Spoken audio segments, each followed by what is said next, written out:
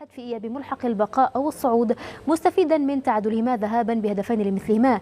دومينيك كوذر افتتح التسجيل ليان ريغنسبورغ في آخر أنفاس الشوط الأول، وضاعف كونارد فابر النتيجة بتسجيله الهدف الثاني عند الدقيقة 47 قبل أن يقلص الكرواتي إيفان بيرتاين الفارق لبن فيسبادن عند الدقيقة 81 ليودع بذلك ذهن دوري الدرجة الثانية.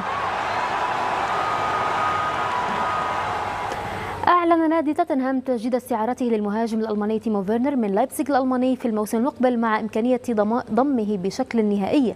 وذكر توتنهام عبر موقعه أنهم سعداء بالتوصل إلى اتفاق يقضي بانضمام تيمو فيرنر إليهم، مجددا بعقد إعارة من لايبزيغ في الموسم القادم مع بند يتيح التعاقد معه بشكل نهائي.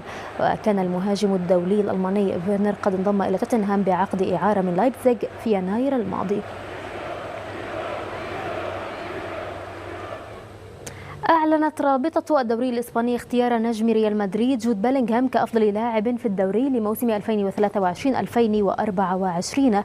اللاعب الإنجليزي ساهم بشكل كبير في تتويج ريال مدريد بلقب الليغا بتسجيل 19 هدفا و6 تمريرات حاسمة في 28 مباراة خاضها مع فريقه في الدوري.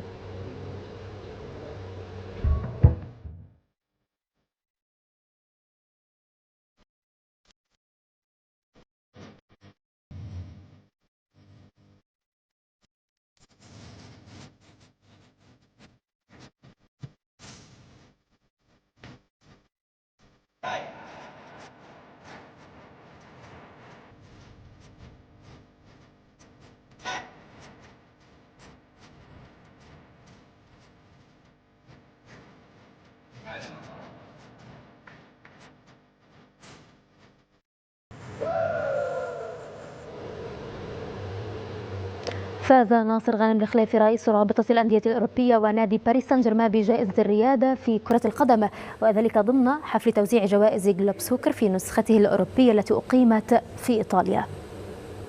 Soccer Awards Europe Edition is Nasser Al-Khelaifi. So listen, PSG have been the dominant force in French and European football ever since Nasser was elected as their president. Given his success, Al-Khelaifi is now the chairman of the European Club Association, a body representing almost 650 professional clubs across the continent.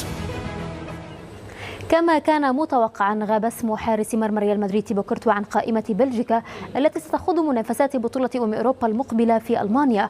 واستدعى المدرب دومينيكو تيديسكو قائمة من 25 لاعبا كان حارس الريال كورتوا أبرز الغائبين عنها، فيما سجل لاعبو الدوري الإنجليزي الممتاز حضورهم بقوة في مقدمتهم كيفن دي برويني وأمادو أونانا وجيريمي دوكو ولياندرو تروسار. كما استدعى تيديسكو كلا من روميلو لوكاكو ويانيك كاراسكو. أما المفاجأة فكانت عودة مدافع أتلتيكو مدريد أكسل فيتسل إلى صف المنتخب الأول بعد إعلانه الاعتزال دوليا العام الماضي. أعلن الإسباني ماركيز لوبيز مدرب المنتخب القطري قائمة العنابي لمباراتي أفغانستان والهند ضمن التصفيات المزدوجة لكأس العالم 2026 وكأس آسيا 2027. القائمة عرفت راحة أبرز اللاعبين على غرار أكرم عفيف والمعز علي، وتواجد حارس المرمى سعد الشيب، كما ضمت القائمة العديد من الشبان الصاعدين. ويتشكل قوام بطل آسيا في هذه القائمة من 5 لاعبين من الريان و4 من السد ومثلهم من التحيل، بالإضافة إلى لاعبين 2 من كل من العرب والغرافة والأهلي ونادي قطر والخور. أعلن وليد الركراكي مدرب المنتخب المغربي عن لائحة اللاعبين التي ستشارك في مواجهتي زامبيا والكونغو ضمن التصفيات الأفريقية المؤهلة لكأس العالم 2026.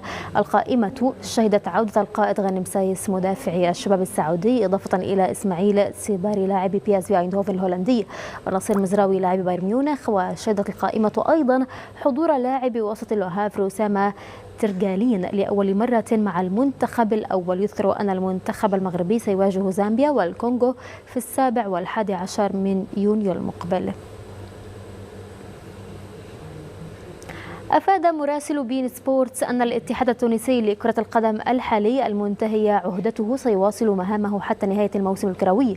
فبعد زيارة موفدين من الاتحادين الدولي والإفريقي لكرة القدم لتونس واجتماعهم مع وزير الشباب والرياضة وأعضاء اتحاد الكرة الحالي وعدد من ممثلي الأندية، أفادت مصادر بين سبورتس أن اتحاد الكرة الحالي المنتهي ولايته بعد تأجيل الانتخابات في مناسبتين سيواصل مهامه إلى غاية 30 من شهر يونيو المقبل، وبعدها سيتم تعيين لجنة تسيير لمدة محددة تتولى الإشراف على الانتخابات وفقا لخارطة الطريق التي وضعها وفد الفيفا.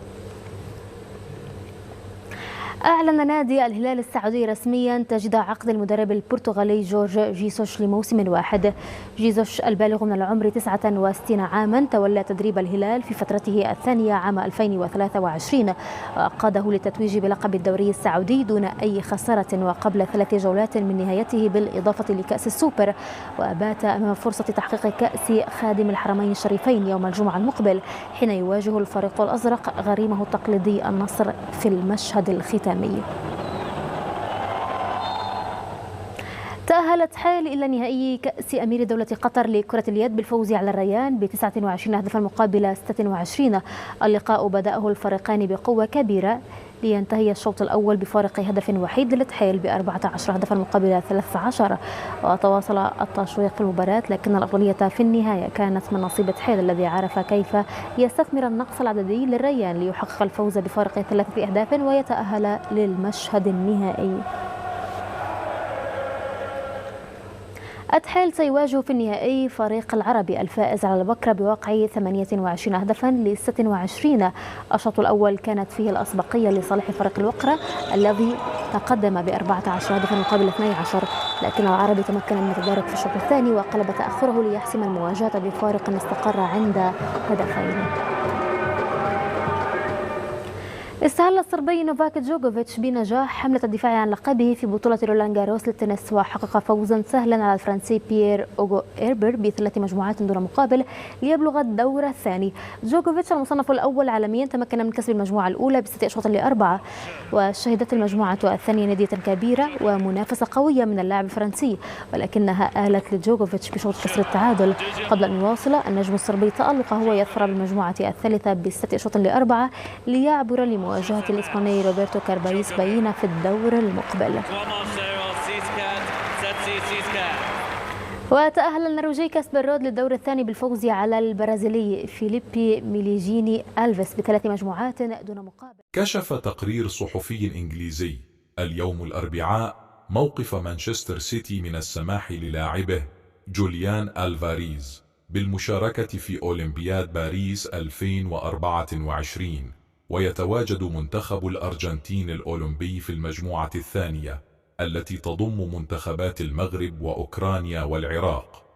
وبحسب صحيفة ذا أتلتيك البريطانية فقد طلب منتخب الأرجنتين الأولمبي ضم ألفاريز لقائمته في أولمبياد باريس الذي سينطلق في شهر يوليو تموز المقبل. وأضافت الصحيفة أن مانشستر سيتي أبلغ مسؤولي الاتحاد الأرجنتيني لكرة القدم بموافقتهم على مشاركة ألفاريز في الأولمبياد،